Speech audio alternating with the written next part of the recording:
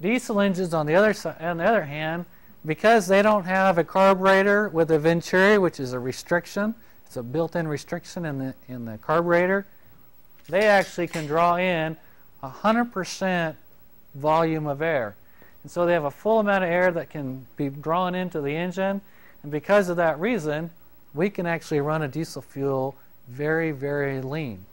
We can just put enough fuel to keep it running, and there's plenty of oxygen in there to burn up and actually utilize all of the fuel that we put into the combustion chamber, which gives us a lot more efficient system. That's why diesel fuels, one of the reasons why diesel engines are more efficient and use less fuel.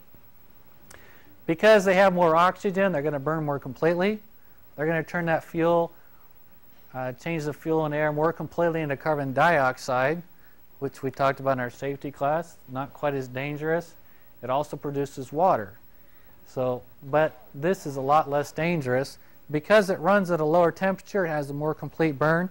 There's less nitrous oxide, and so we don't have the emissions. Peak temperatures in a diesel is not maintained very long, and it goes down really quickly, eliminating this problem that we have here. Changes that are taking place in the diesel industry. It used to be the only thing with catalytic converters were gasoline engines. As we go to more and more little compact diesel engines that have higher compression ratios, we're starting to see a little bit higher temperatures here at this peak combustion, and we're seeing a rise in these emissions. And you're starting to see catalytic converters, soot scrubbers in diesel engines, especially in the auto and the heavy truck industry. And you can see it usually starts up there and it works its way down to this industry. So it's not going to hit us yet. It will come. Diesel engines produce a lot of soot. That's the black particles you see. And so we don't want those. People don't like to see that. So they're putting in these special scrubbers that actually pull that soot out of the air so you don't see it. And there's catalytic converters to deal with this problem that's being created. Octane rating. I usually get a lot of questions about octane rating. Can I change the octane rating in my car, put jet fuel in, and all kinds of different things, which I wouldn't do. But what is octane rating? You go to the service station, there's 3 different types of fuel there with 3 different octane ratings. And what are they? Octane rating is basically, what it means is this fuel either has more resistance or less resistance to combustion problems.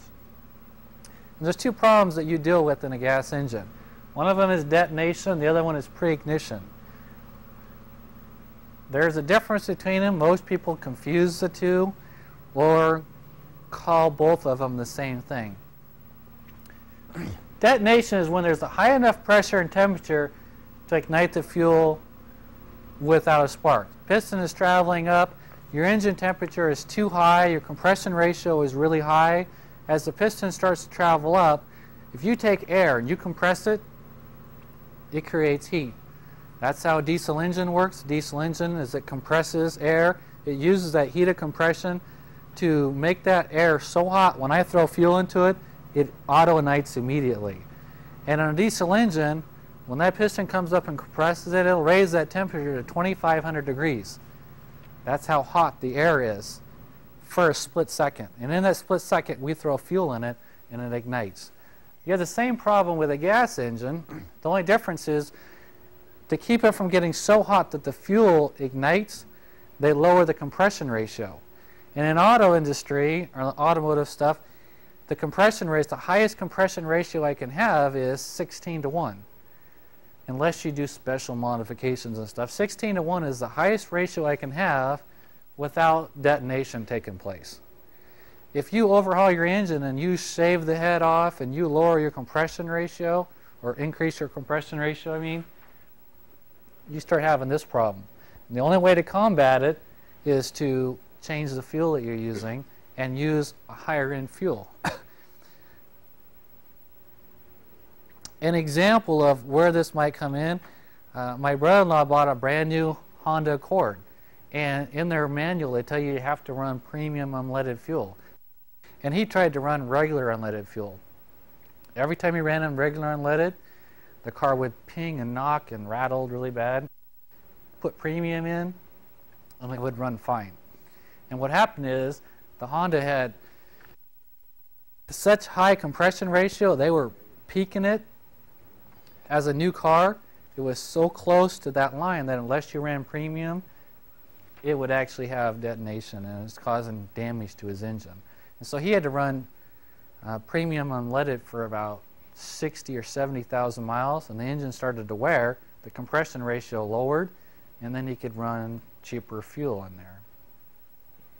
But it took a long time before he had to do that.